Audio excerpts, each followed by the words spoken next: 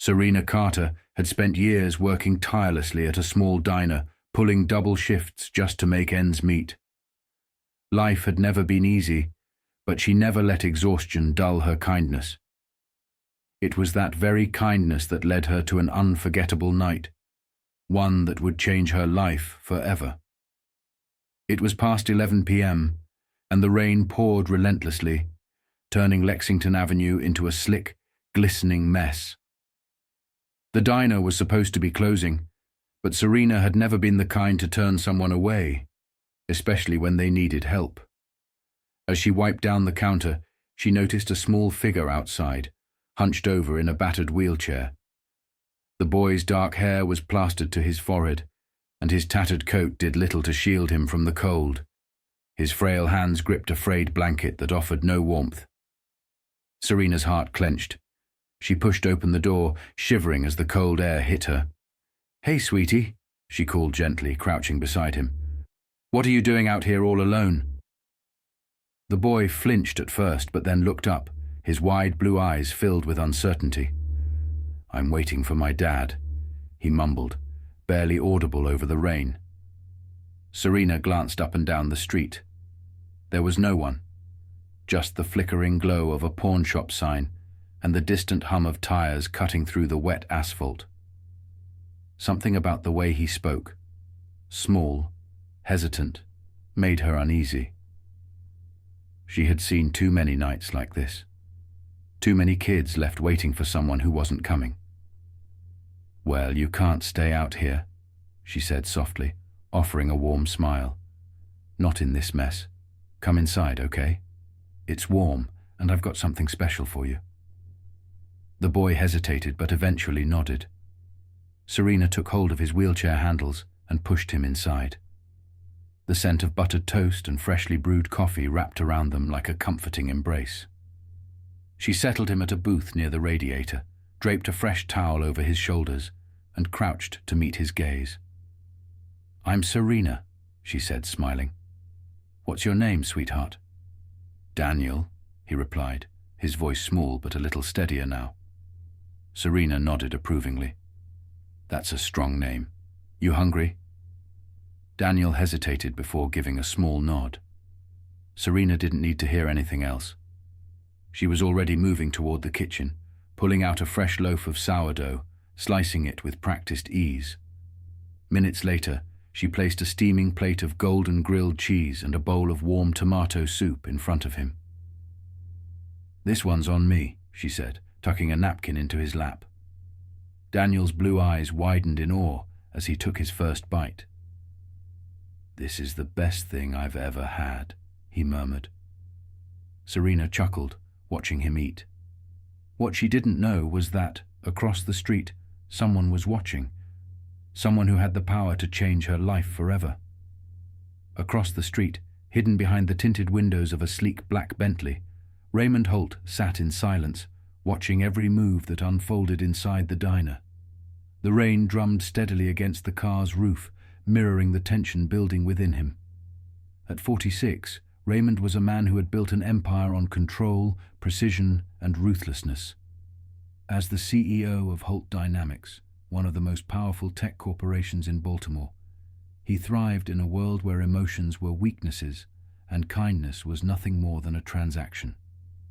Yet, here he was, witnessing an act of pure generosity, something he neither expected nor fully understood. His son, Daniel, sat inside the diner, laughing for the first time that night. His small hands gripped the edges of a grilled cheese sandwich, his cheeks warming from the heat of the tomato soup Serena had given him. He was safe, cared for, and for once he didn't look like the lonely, fragile boy Raymond so often saw, but never quite knew how to reach. Raymond's jaw tightened. He had been delayed. An emergency call with investors in Japan had kept him occupied longer than expected. He had told Daniel to wait outside the diner for just a few minutes, but the rain had come down harder, and time had slipped away faster than he had intended. He hadn't expected a stranger to step in, to offer his son warmth without hesitation or expectation. And that unsettled him. He reached for his phone, dialing swiftly. "Nora," he said when his assistant picked up. "Get down to Lexington Diner. No suits, no heels. I need you there in 20 minutes. There was a pause on the other end. "Sir?" Raymond's grip on the phone tightened. "Find out everything you can about the woman who just fed my son." Without waiting for a response, he ended the call. Inside the diner, Serena wiped Daniel's chin with a napkin, shaking her head with a soft chuckle. "Messy eater, huh?" Daniel grinned, a little less guarded now.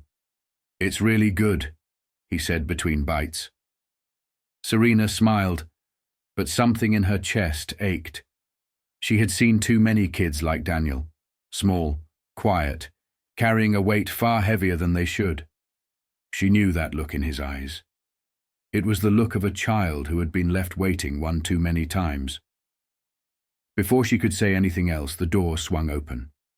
The cold air rushed in first, followed by a woman in jeans and a hoodie, her blonde hair tucked beneath a worn Orioles cap. She didn't look like the diner's usual customers. There was something too sharp, too calculating about the way her eyes swept the room, landing on Daniel immediately. "Hey, champ," she said, crouching beside him. "Time to go." Daniel hesitated, glancing at Serena. "I haven't finished my milk." The woman, Nora, though Serena didn't know her name yet, tilted her head with a practiced smile. "You can take it with you. Your ride's waiting." Serena's instincts flared. She had worked in this business long enough to recognize when something didn't sit right. She folded her arms, studying the woman carefully. "You know him?" Nora's smile didn't falter, but her posture shifted, a subtle tightening of the shoulders, a flicker of hesitation. "Yeah," she said smoothly. "I'm his aunt." Serena turned to Daniel, crouching beside him again. "That true, sweetheart?" Daniel hesitated for just a second too long. Serena had seen it before. Hesitation was everything. It was a silent cry for help, a quiet battle between fear and trust. Her gut told her this woman wasn't Daniel's aunt, but she also knew the reality she lived in. A black woman making a scene over a white woman claiming a child could end badly for her. Instead, she walked to the counter, grabbed a chocolate chip cookie, wrapped it in wax paper, and slid it into Daniel's hand. "For the road," she said softly. Daniel's small fingers curled around it, and for the first time that night, he smiled. "Thanks, Serena. You're the best." Serena forced a smile, but the unease remained, gnawing at her even as she watched them leave. Across the street, the Bentley's headlights flashed. The rear door swung open before Nora could even knock, and Raymond stepped out, his broad figure framed by the glow of the diner's neon sign. "She's sharp," Nora admitted. "Didn't buy the aunt story, almost called me out on it." Raymond's expression didn't change. "But she let him go," Nora added.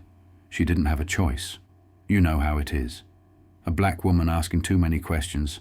She'd be the one in trouble, not me." Raymond's jaw tightened, but he said nothing. "She's not like the others," Nora continued. Raymond already knew that. He had seen it the moment Serena stepped into the rain without hesitation, the way she had spoken to Daniel like he mattered, not like he was an inconvenience. That made her different. That made her dangerous. He slid into the car, his voice low. "I want everything on her. Name, address, background." Nora hesitated for just a beat too long. "By morning," Raymond added. She exhaled, then nodded. "Understood." The Bentley pulled away, disappearing into the rain. But Raymond wasn't thinking about the city lights or the traffic ahead. He was thinking about Serena Carter and the debt he owed her. Serena trudged home that night, her sneakers soaked from the rain, the chill settling deep into her bones. The diner's meager tips weighed lightly in her pocket, barely enough to cover rent, let alone groceries. But what lingered in her mind was Daniel's smile. That kid had been waiting for his father in the cold, abandoned for who knew how long.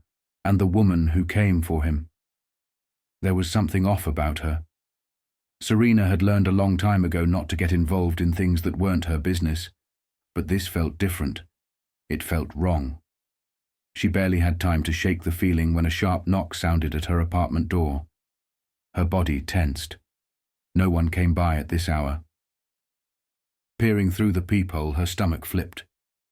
A man stood on the other side, tall, broad-shouldered, dressed in an expensive black coat that looked like it cost more than her entire month's rent. His face was sharp, his grey eyes cold and assessing, like he had already taken her apart in his mind before she even opened the door. She didn't open it. "Who is it?" A pause, then a voice, deep, controlled, too controlled. "Raymond Holt." The name meant nothing to her. "What do you want?" she asked, keeping her hand firmly on the lock. Another pause. Then, "To talk." Serena's gut screamed hell no, but curiosity won out. Slowly she unlatched the door and opened it just enough to see his face clearly. He didn't belong in this building, not in this part of the city, not in her world. "I don't know you," she said flatly. He met her gaze, unwavering. "Number." "But you know my son." Serena's pulse skipped. Her fingers clenched the door frame. "Daniel, you're his father," she said, more statement than question. He gave a barely perceptible nod. "I was across the street last night." The chill that had settled in her bones turned sharp. "You were watching." "I was." Serena exhaled through her nose, arms crossing. "So what? You here to complain that I fed your kid?" "No." His gaze flickered, unreadable. "I'm here because I don't believe in charity." He reached into his coat, pulled out an envelope, and placed it on her rickety kitchen table. "But I do believe in paying debts." Serena didn't move. Her eyes flicked to the envelope. Thick, expensive. The kind of paper that had weight. Whatever was inside wasn't small. She swallowed. "What is that? A job offer?" Her brain stalled. "A what?" Raymond tilted his head slightly, like he was gauging how much patience he was willing to grant her. "A job at Holt Dynamics. 6 figures. Benefits." The works. Serena let out a sharp, incredulous laugh. "You think I want to work for some rich white man who thinks handing out a check makes us even?" Raymond didn't flinch. "I don't think you want charity, Serena. That's why I'm not offering it." The sound of her name in his mouth made something tighten in her chest. She folded her arms. "You don't even know me." "I know enough." His voice was steady, unshakable, like a man who never asked, only decided. "I know you gave my son food without expecting anything in return. I know you didn't treat him like an inconvenience. I know that's rare." Serena swallowed hard, trying to ignore the way his words knocked something loose inside her. She looked back at the envelope, at the ridiculous weight of it sitting on her table. "And what exactly would I be doing at Holt Dynamics?" she asked, arching a brow. "Making coffee?" Raymond's mouth twitched, something like amusement flickering across his face before it vanished.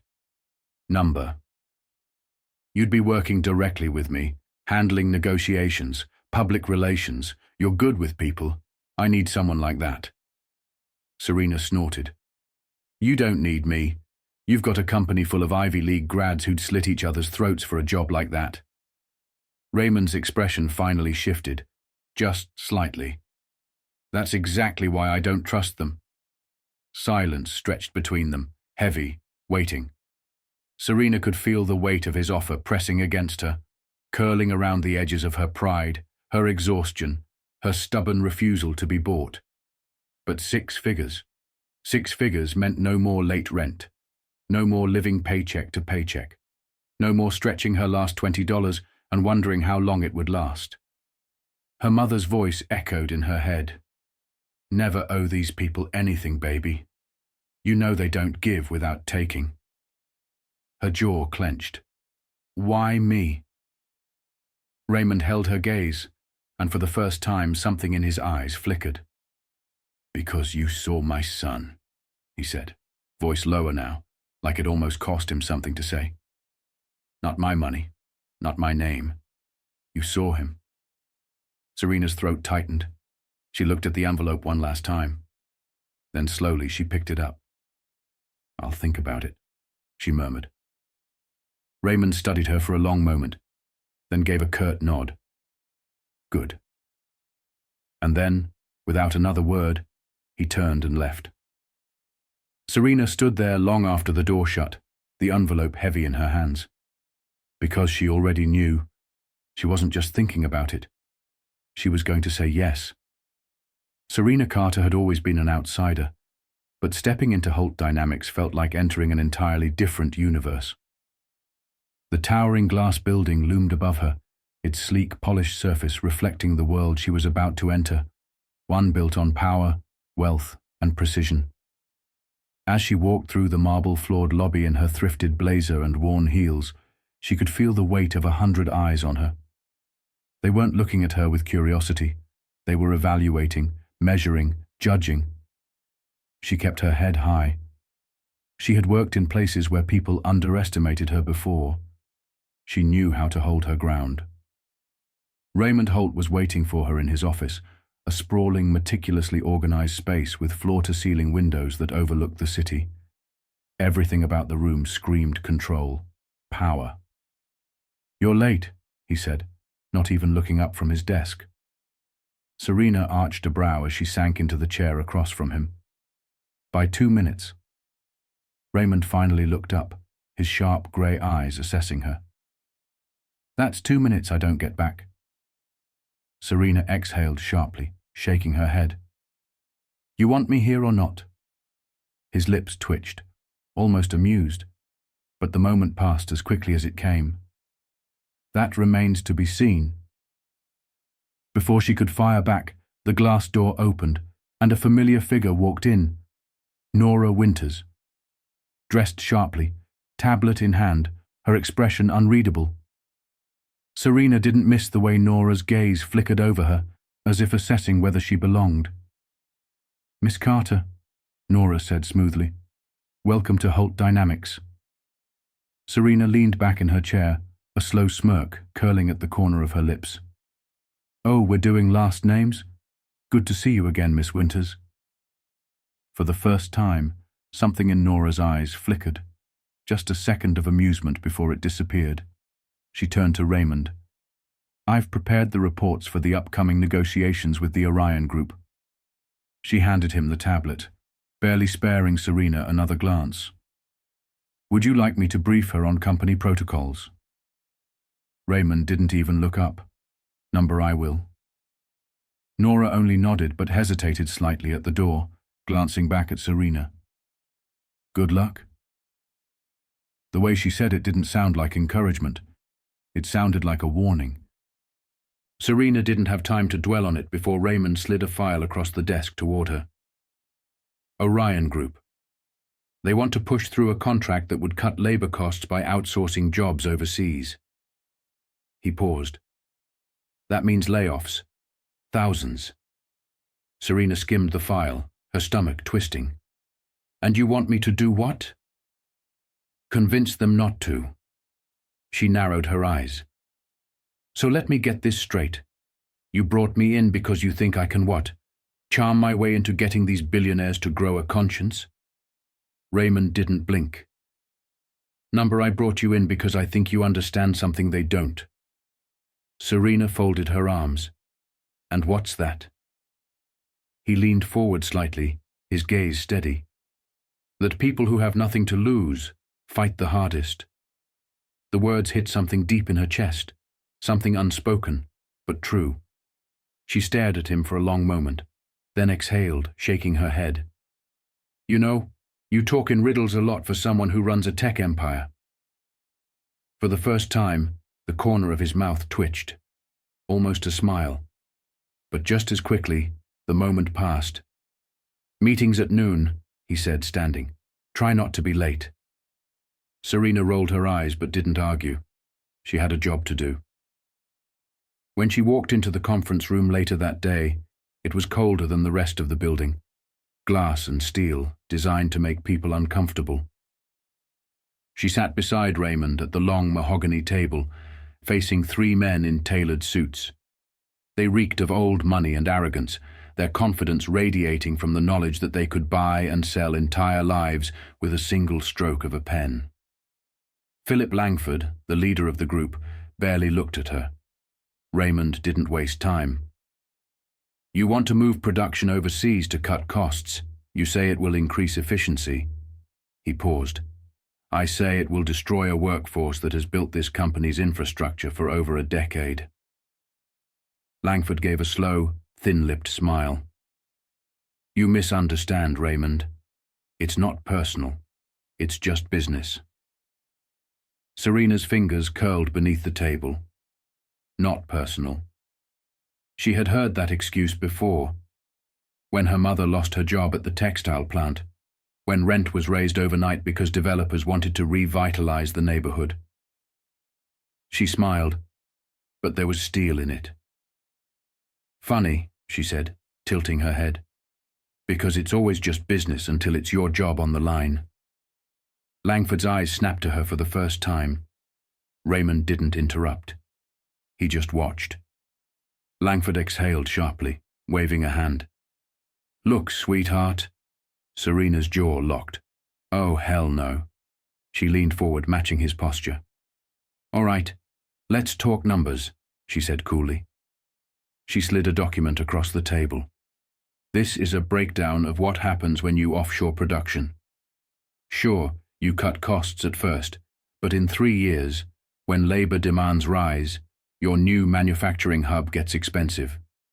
You'll spend millions restructuring, rehiring, and dealing with PR disasters when the headlines read, 'American workers betrayed for profit.'"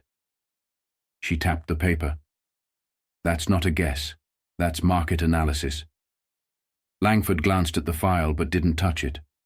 Serena held his gaze, didn't blink, didn't flinch. "So you can make the smart choice now, or you can explain to your investors why your short-term gains just cost them their long-term returns." Silence. Then, finally, Langford exhaled and picked up the paper, scanning it. Raymond didn't smile, but Serena could feel the shift in the room. She had just changed the game. Langford set the document down, his expression unreadable. "We'll revisit the proposal." Raymond nodded. "See that you do." The meeting ended shortly after, and as the executives left, Serena felt Raymond's gaze on her. She turned to him. "Well?" He studied her for a long moment. Then he said, "I knew I hired you for a reason." Serena smirked. "Damn right you did." For the first time since stepping into Holt Dynamics, she felt like she belonged. 2 months into her role at Holt Dynamics, Serena Carter had found her rhythm, or so she thought. She had navigated boardroom battles, proved herself in high-stakes negotiations, and learned to hold her ground in a world where power meant everything. She had gone from a diner waitress to Raymond Holt's closest advisor, and for the first time in a long while, she felt like she belonged. But victories at the top were short-lived. Serena had just returned from a client meeting when she spotted Nora striding toward her, her expression sharp, urgent. "We have a problem," Nora said, voice low but firm. Serena frowned. "Define problem." Nora didn't answer right away. Instead, she handed Serena a printed email. The moment Serena's eyes landed on the content, her stomach dropped. It was a company report, classified financial data leaked to the press, and the email forwarding it had her name on it. The air shifted, thick with tension. Serena forced herself to breathe. "This isn't mine." "I know," Nora said, but her voice was grim. "But someone wants it to be." Serena's pulse thrummed in her ears. She had been in enough situations like this to know how quickly things could spiral. A black woman in a powerful white space didn't get the benefit of the doubt. She didn't get to be innocent until proven guilty. She was guilty the second they said she was. She gripped the paper, scanning it again. Who else has seen this? Nora exhaled. Raymond. And the board. Serena's breath hitched. The board. She had barely clawed her way into this company, and now they were ready to rip her out. Raymond's office was colder than usual, or maybe it was just the way he was looking at her. His hands were clasped on his desk, his expression unreadable. But his eyes, those sharp, calculating grey eyes, were studying her, weighing her. Tell me I wasn't wrong, he said, his voice controlled, measured. Serena slammed the email onto his desk. This isn't me. Raymond didn't look at the paper. He didn't need to. I want to believe that, he said. But this is a serious leak, Serena. Millions in exposure, stock drops, investigations. You understand how bad this is. Serena leaned forward, hands planted on his desk. I understand perfectly. I also understand that whoever did this knows exactly what they're doing. I was the easy target, right? The outsider. The black woman with too much confidence. Who's going to believe me over some executive who's been here for 10 years? Raymond didn't flinch. He didn't disagree either. The silence stretched too long. Serena's nails dug into her palms. Do you think I did this? Raymond held her gaze. No. The breath she had been holding finally released. But then he continued. The board does. Serena swore under her breath, pacing. She could feel the noose tightening. So what happens now? She asked, forcing the words out. Raymond exhaled, rubbing a hand over his jaw. We find the real leak. Serena froze. We, not you, not me, we. For the first time since she walked into Holt Dynamics, the ice in her chest cracked. Raymond stood, slipping his suit jacket back on. Nora is already running a trace on the email source, but it was routed through an external server. Someone covered their tracks well. He met Serena's gaze. We'll have to be smarter. Serena crossed her arms, leveling him with a look. And what if we don't find them in time? What if the board decides to cut me loose? Raymond's jaw tightened. Then he said, Then we make them regret it. Serena studied him. Raymond Holt was not the kind of man who made promises. But for the first time, she believed him. Whoever had set her up, they were about to find out exactly what kind of fight they had just started. The truth unraveled faster than Serena had expected. She and Nora worked through the night, combing through server logs, tracing digital breadcrumbs. Whoever had framed her had been careful, but not careful enough. The leak had been routed through a secondary account, one tied to Eric Calloway, a senior executive with 10 years at Holt Dynamics and a reputation for keeping his hands clean while letting others do his dirty work. By morning, they had enough evidence to bury him. Serena didn't wait to be summoned like a criminal. Instead, she stormed into the boardroom first, head held high, shoulders squared. The air was thick with tension, the weight of power pressing down from every direction. Around the long mahogany table, a dozen board members in polished suits sat like kings, their judgment already cast. Raymond was at the head of the table, expression unreadable. Miss Carter, one of the older board members, a thin-lipped man with silver hair, gestured to the empty seat across from them. I assume you know why you're here. Serena didn't sit. She never planned to. I do, she said, voice even, unwavering. And I assume you all know you're about to make a very expensive mistake. A flicker of amusement crossed Raymond's face, but he didn't interfere. The board member exhaled sharply. Miss Carter, this is a serious accusation. Serena cut him off. And this is a serious counter-argument. She dropped a thick folder onto the table with a solid thud. You picked the wrong person to set up. Silence fell as the board members flipped through the pages. Serena watched their expressions shift, from dismissive to uneasy to alarmed. Across the table, Eric Calloway sat frozen, his face draining of color. "This is absurd," Calloway snapped, rising to his feet. "She's bluffing." Serena turned to Raymond. "Am I?" Raymond finally spoke, his voice as sharp as cut glass. "Number she's not." The words landed like a blow. Calloway's mouth snapped shut. Raymond stood, adjusting his cufflinks with a calculated ease. "Effective immediately, Eric Calloway is terminated. Full legal action will be pursued." His grey eyes flickered over the boardroom. "And if anyone else in this company thinks they can play the same game, let this serve as a warning." The silence that followed was absolute. Serena didn't smile. She didn't need to. She had won. 2 weeks later, Serena stood beside Raymond at Daniel's graduation. The boy grinned up at her from his wheelchair, holding his diploma like it was the greatest prize in the world. "I told you I'd make it," he said, chest puffed out. Serena laughed, ruffling his hair. Never doubted it for a second. Raymond watched them, his usual cool exterior softer, just slightly. "You did good, Carter," he said. Serena smirked. "Damn right I did." Daniel glanced between them. "Are you guys going to hug or something?" Raymond sighed. "Absolutely not." Serena rolled her eyes. "God, no." Daniel just grinned. For the first time in a long time, Serena felt like she had built something real, and she wasn't done yet.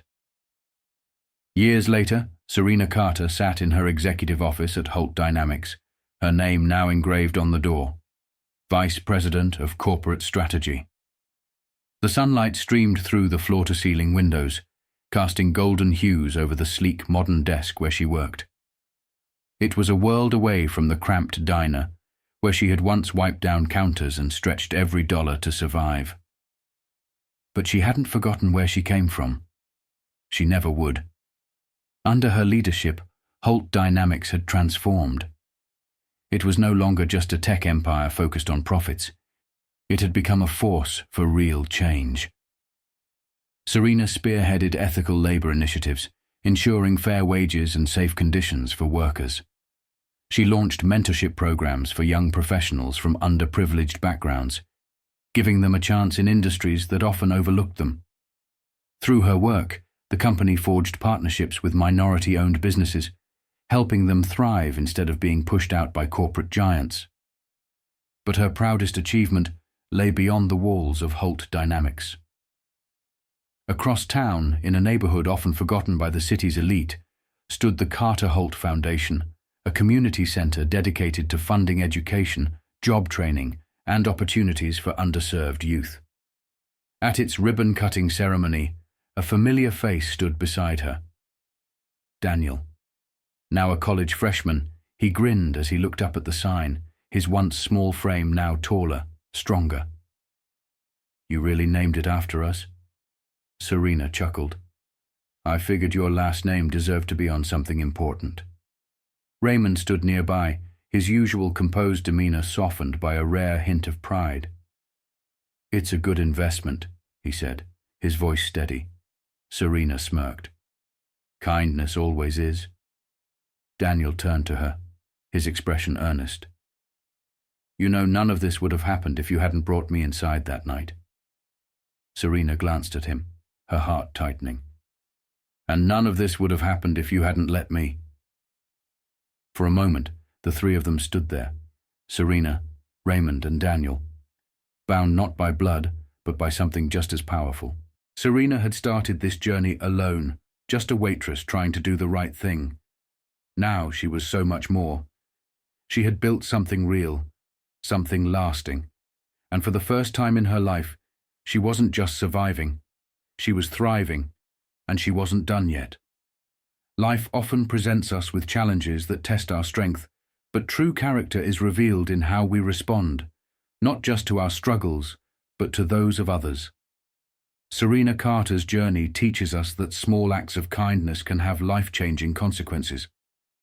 A simple meal given without expectation transformed her life in ways she never imagined. For older generations, this lesson holds deep significance. Many of us have seen the world change, experienced hardship, and learned that success is not just about individual achievements, but about lifting others along the way. Serena's story reminds us that integrity, compassion, and perseverance will always hold value, no matter how ruthless the world may seem. Moreover, her rise from hardship to leadership proves that it is never too late to fight for what is right, to stand up against injustice, and to use our influence, no matter how small, to make a difference. Whether through mentoring the younger generation, supporting ethical businesses, or simply offering a helping hand, we each have the power to leave behind a legacy of kindness. Because in the end, true success is not measured by wealth, but by the impact we have on others.